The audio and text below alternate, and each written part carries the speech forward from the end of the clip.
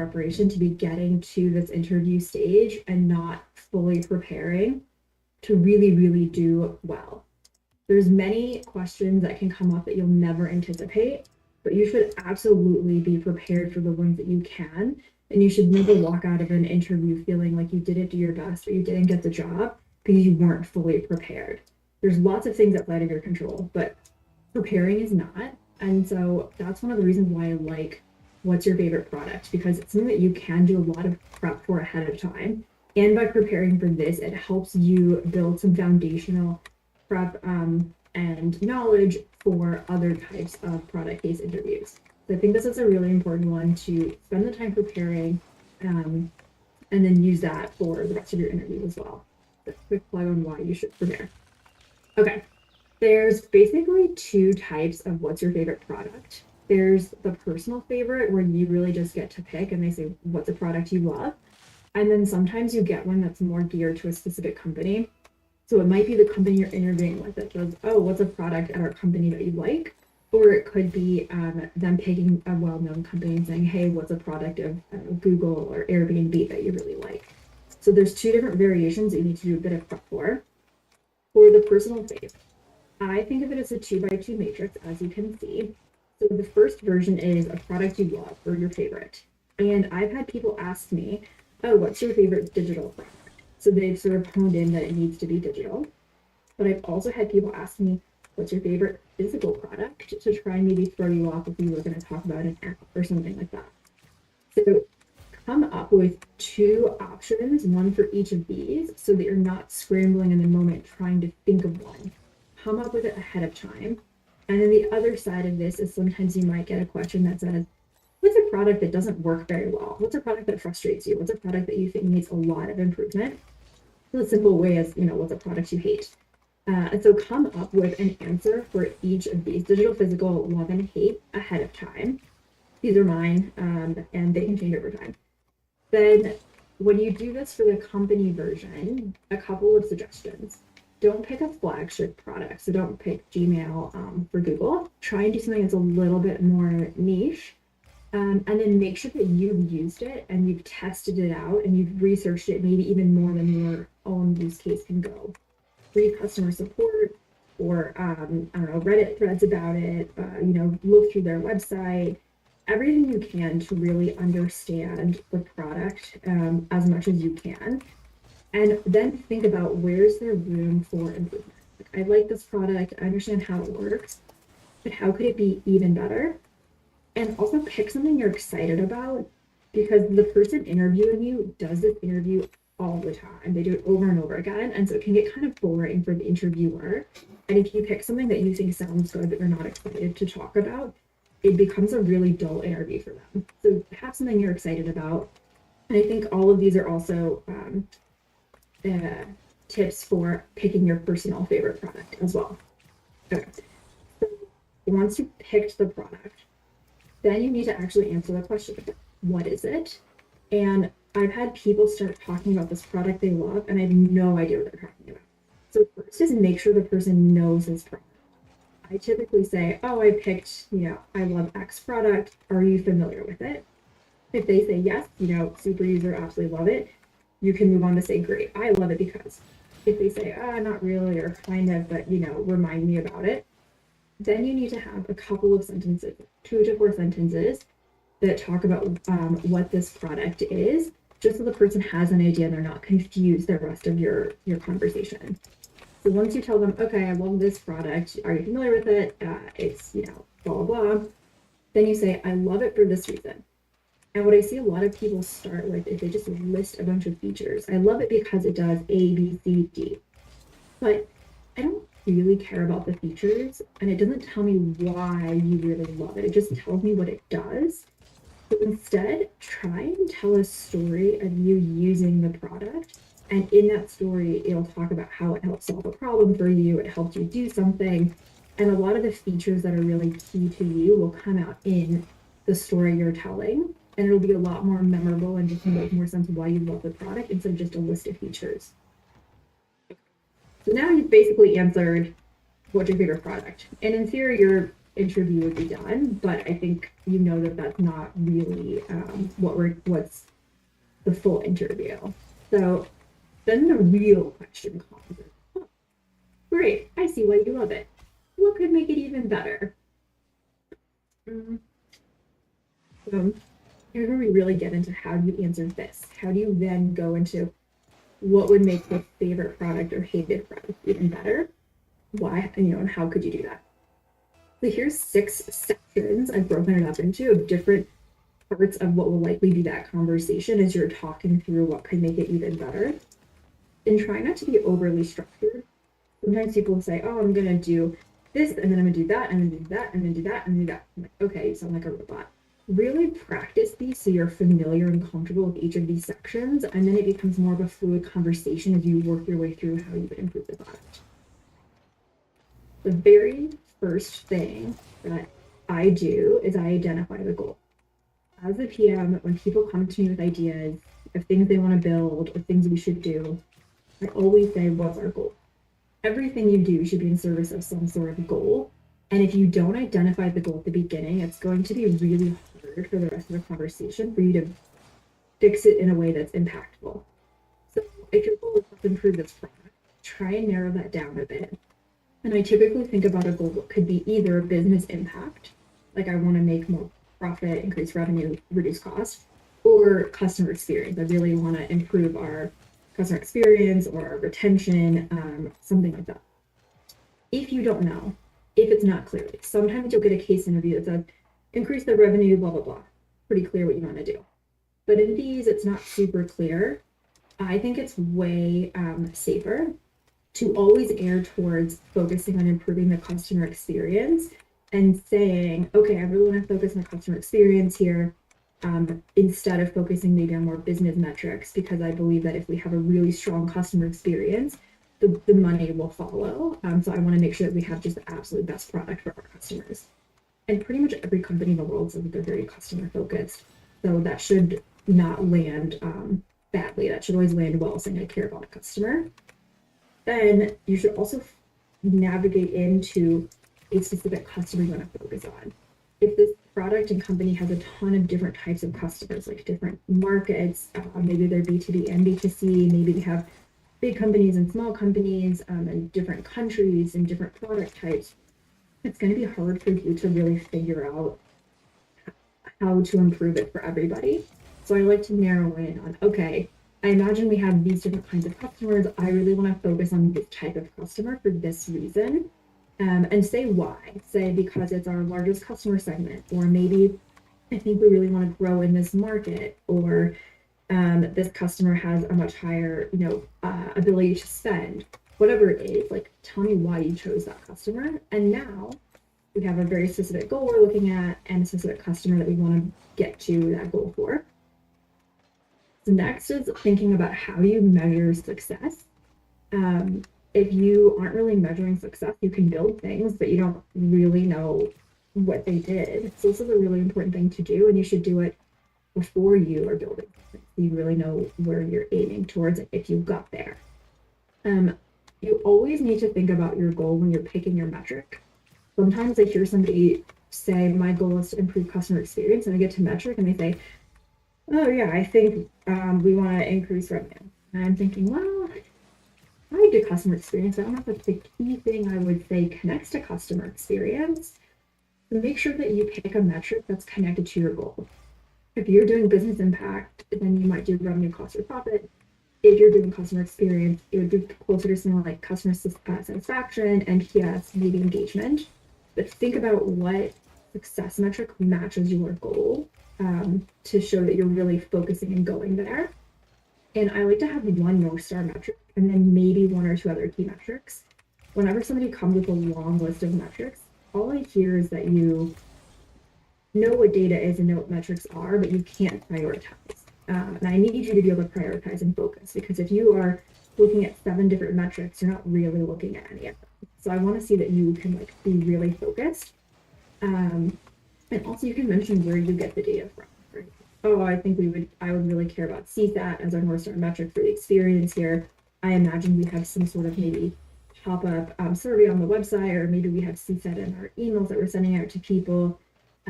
Just say where you think you can get it from as a way to also show you're really comfortable with data and really understanding like how to measure things versus just saying what sounds like kind of a buzzword. Just a reminder to apply for the PM recruiting bootcamp, which was like had info at the beginning. Next, finding a current pain point. So you have your goal, you have your customers, you know how you're going to measure success. And now your whole goal is to improve it. So to improve, you have to figure out what's wrong. To figure out what's wrong, I typically start with like, what's the user journey? What's the current experience? And instead of just plotting, here's all the different things that I know are not good, if you go through at least a high level user journey of what the customer is doing at every step, then you can say, here, this is probably painful. Here, this could fail. Here, we have some issues. And then you can plot where the problems are, and it brings some structure. You can also bring in your own experiences, your personal experiences, your work experiences, research that you've done on the company or the industry, anything that you can bring in and mention. Hey, I know from my personal experience, or I know because I actually worked in this industry, or I've worked at this type of company before, that these are things to watch out for. It just shows that you use the resources around you to help inform what you're working on day to day. So bring in other experiences, but mention that that's where they're coming from. And then keep your goal in mind and say it out loud. So if you're thinking, all right, I'm finding all these problems, I know our goal is to really focus on improving the customer satisfaction score. So with that in mind, like here are like a few that I think really impact that goal and that metric. So say your goal out again. You want to make sure you're going down the right path, not just a path. Then validate with data. So this is actually sort of throughout the whole conversation. We talk about data in the metrics, talk about data a little bit when you're thinking about a problem that you might want to prioritize. We'll talk about data with the solution you would pick to do. The data is super important because it shows me that you're comfortable using data, you understand how it works, you make data-driven decisions. And what I see happen a lot is that because this case has no data in it, people don't use data. They think I don't have any. And so sometimes you do a product case that's, formulated by the company and it has this information and whatever. This one doesn't, right? Like you came up with a product on the fly, like they don't have any data for you. But if you lean too much into that and don't use any data because you don't have any, I can't tell if you are used to using data in your real life, if you're used to using data as a product manager, if you're comfortable with it, or if you're just going to be doing things because you think they make sense. So we definitely want to use data throughout the conversation. What I typically do, I say, okay, if I could get data about this, if I worked at the company and could access more information, something like if I could get the data, here's what I would be looking for. And you say, okay, I'd be looking for the CSAT scores, or I might be looking for churn rates. I might be looking for the cost of like certain operational things that we're working on. What data are you looking for? Why do you want that data, right? I think that the CSAT data is telling me if customers are happy, but also I imagine that, maybe only certain types of customers are filling it out. And so potentially B2B customers don't do that. And I would have to look for satisfaction scores, maybe from their customer success managers instead. So what is the data you're looking for? Why do you want that data? And where would you look for it? And then this is important, not just because it shows me you're comfortable with the data, but it shows me you don't build for yourself. If you think about it, this whole case is about you. What's a product you like? What is your idea to fix it? What do you think are pain points? If we don't bring in data proactively, I'm not convinced you're not just going to build for yourself in the future for whatever stakeholder is loudest. And then it also shows me that you can figure out how to prioritize different problems and solutions using data. So bring this in throughout it. And then brainstorming ideas for improvement. I think that this scares a lot of people because you have to be creative out of the blue. You have to come up with ideas. And that can be really difficult if you don't feel like you're a super creative person, or you feel stressed on the spot of 20 or 30 seconds of silence while you have to think of something. But you can actually practice and get much better at this. It doesn't have to be so on the spot. So a couple of things to practice. One is researching the company and the industry. That's useful throughout these types of interviews and all interviews, but the reason it's helpful here is that if you're asked to come up with ideas for something you're really familiar with, it's a lot easier. Like if you love playing a certain kind of sport or watching a certain kind of sport or I don't know, traveling a bunch, if I said come up with an improvement, I bet you could come up with some ideas of things that bug you. But if it's something you're not familiar with, it's a lot scarier. So go research it, go learn about the company and the industry so that it's less scary and you're more knowledgeable. And then you can also use structures to kind of help you break down like potential ideas. So I usually think like, okay, what's a B2B option versus a B2C? Like what do companies care about versus consumers? Or maybe what does a new customer, like what would a new customer need versus potentially an existing customer we're trying to upsell them something different? Think of different structures that you could bring for yourself that might just break it into 2 or 3 parts. And then suddenly instead of boiling the ocean, you just need to fill in like, okay, well, companies care about this and people care about that. And then practice on your own or with ChatGPT. You can just type in and say, or talk and say, okay, I want to come up with ideas to improve like X product or fix this problem. Time yourself, give yourself 30 seconds, write down all the ideas you have, and then What a great out goal. loud, send back into ChatGPT what your ideas are, and ask ChatGPT to send you their ideas, its ideas, because that also gives you some stuff that you might have missed and like good ideas for the future. So practice on your own. Like do this over and over again so that it's not the first time that you're coming up with ideas out of the blue for something you're unfamiliar with. And the kinds of ideas I look for are wild ideas. So if somebody doesn't have these like really crazy, interesting ideas, I think like, oh, like I want to see that you can push the company and the industry forward. You can't have all wild ideas. I realistically am looking for 1 or 2. Show me something big, interesting. And then the rest should be like big to medium to big, sort of more like normal, realistic ideas. And then a few practical quick fixes. And I want to see that you have these different types because as a product manager, you're going to have times when you need to like do the quick things. But if you only do quick things, you're never going to push your product and your company forward to be a market leader, to be like the next best thing.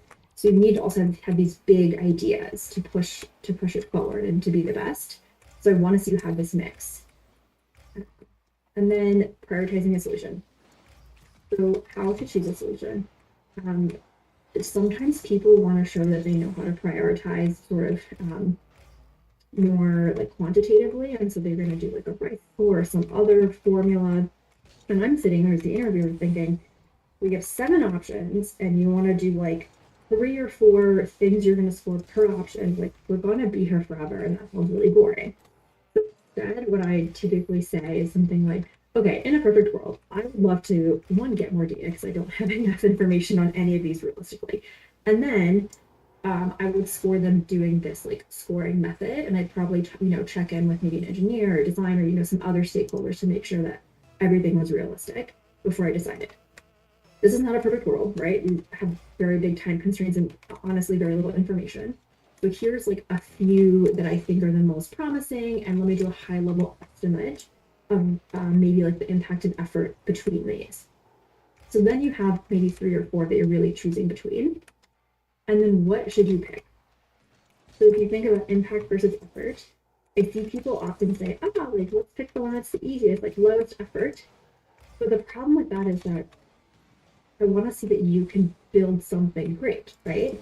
And if your whole goal, right, your goal is to improve the customer experience, and you haven't been given all of these constraints in this case, then pick the one with the biggest impact on your customer and say it's because you want to have the biggest impact on your customer. If you have more constraints, you might pick something that has less effort. But if you can really make the best improvement for them, this is the one for it. And then the next steps could be, well, how would I do an MVP? How, I'd be looking to test it, break it down, and some you prioritize a solution. You picked which one you'd want to do. Great, case closed. But if you don't pick a big, good solution and they do take you down okay, how would you execute it? It's much harder to do like the MVP and like testing it out because you have this one small thing you're building. So you actually want something that's kind of meaty in case you need to be able to like work with it later. And I think I have just a couple extra tips. So practice out loud the things you can. I think practicing out loud is really underrated. If you don't practice out loud the first time you say something, it's usually very awkward. So don't memorize, but you can practice the things that you know you want to talk about, like which products you're picking, how you explain the products, what is the story why you like the products. Practice with the ChatGPT saying your list of brainstormed ideas out loud so you're very comfortable talking about a list or talking about how to prioritize. Don't just ask, share your assumptions. When people start and they say, oh, I have a list of clarifying questions, I'm like, okay, somewhat robotic. And it just seems like you're just asking questions to ask. Instead, what if you said, okay, I assume that they have these types of markets, but we could potentially just focus on this one because that's the core market. Does that sound good to you? Like, give me an assumption and sort of like what you want to do, and then just see if it's fine. And if you really, really don't know, then maybe ask with some information around it.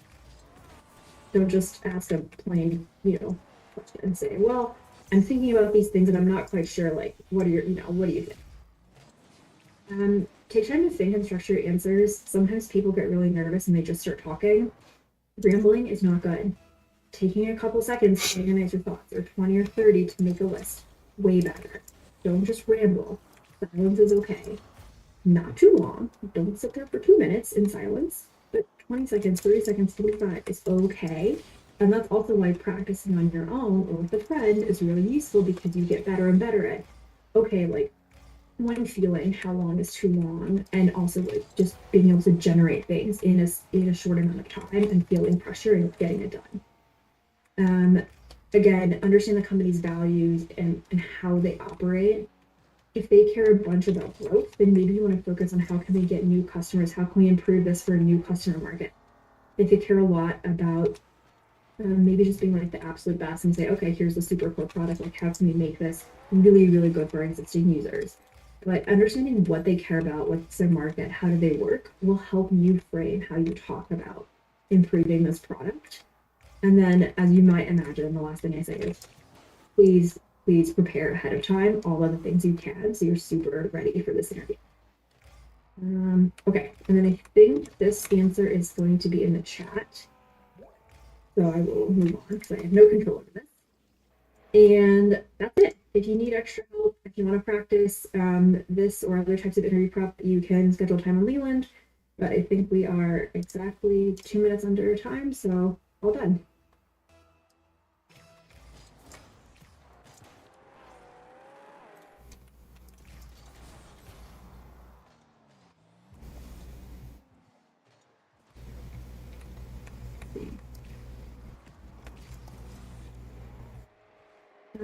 I can run through the chat and go through any questions, I suppose. If you have 2 minutes left. Let's see. I think the slides get emailed out. Can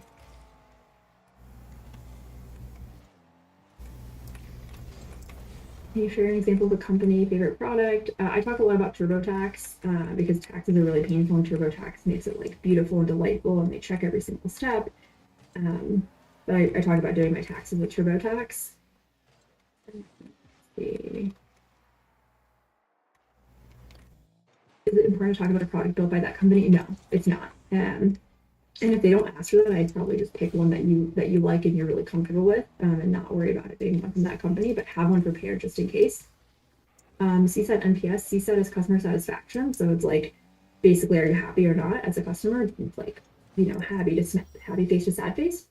NPS stands for Net Promoter Score. It means, would you recommend this product to a friend or family? And it's on a scale of 1 to 10, with 1 through something being a detractor, being like, I would tell them never to buy this product. And then I think it's only 9 or 10 if it's like a promoter. But they basically measure, to me, the same thing. It's like, do you like it? Would you recommend it? CSAT, NPS, for me, pretty interchangeable.